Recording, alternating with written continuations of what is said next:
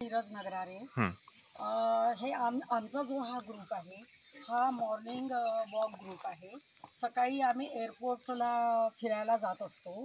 असा आमचा 50 लोकांचा ग्रुप आहे। तो होतं की पळसबाग हे क्षेत्र काय आहे, तर पण आम्ही इथे पोहोचल्यावर आमचं इतकं सुंदर असं स्वागत करण्यात आलं आणि हसून मनापासून हसून आम्हाला जे आनंद मिळाला सर्वांना, तर तो आनंद आम्हाला आज दिवसभर तो पुरला।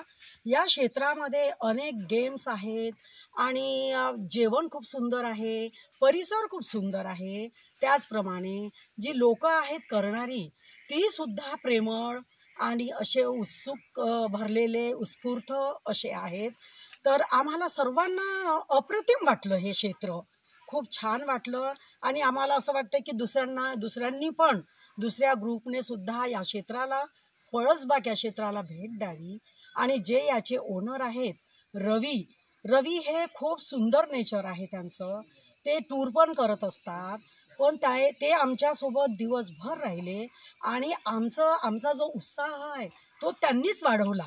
त्यांच्या हसऱ्या चेहऱ्याने, त्यांच्या आनंदी स्वभावाने आणि त्यांच्या प्रेमळ गुणाने आम्ही सगळे भारावून गेलेले आहोत। तर असं हे क्षेत्र हेलबंडी आहे, ॲडव्हेंचर आहेत बरेचसे, जे ते आम्ही बरेचसे सोडलेले आहेत, करू नाही शकलो वेळेअभावी।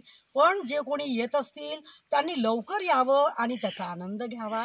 आणि असं खूप सुंदर हे परिसर आहे, भावणारा आहे आपल्या मनाला। आणि इथे फ्रीला असा दिवस कसा जातो ते कळत नाही। तर ह्या ज्या माझ्या सगळ्या मैत्रिणी, आमचा ग्रुप आहे आणि हा ग्रुप आम्हाला एकमेकांच्या मनाला असे मन लावून आम्ही जे प्रोग्राम करतो किंवा कुठे पिकनिक करतो, तर हे असं आम्हाला वाटते की हा आमचा परिवार आहे। निर्माण झालं आहे नातं, ते हे खूप मनापासून सुंदर नातं निर्माण झालेलं आहे। तर मला असं वाटते की इतरांनी पण याचा लाभ घ्यावा आणि रवी यांनीच हे पूर्ण जे क्षेत्रामध्ये डेव्हलप केलेलं आहे। तर हळूहळू अजून डेव्हलपमेंटची गरज आहे आणि ते करतील ते, पण हे डेव्हलपमेंटही बरंचसं चांगलं आहे, लुभावणारं आहे, भावणारं आहे आपल्याला। तर जेवणाचं म्हटलं तर जेवण तर चुलीवरची भाकर आणि त्यानंतर ठेचा, भरीत आणि कढी, नाश्ता एवढा सुंदर दिलेला आहे त्यांनी।